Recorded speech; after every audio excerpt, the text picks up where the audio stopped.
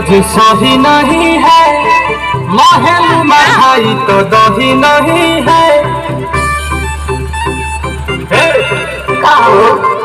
लगे मिजाज आज सही नहीं है, महल महई तो दही नहीं है।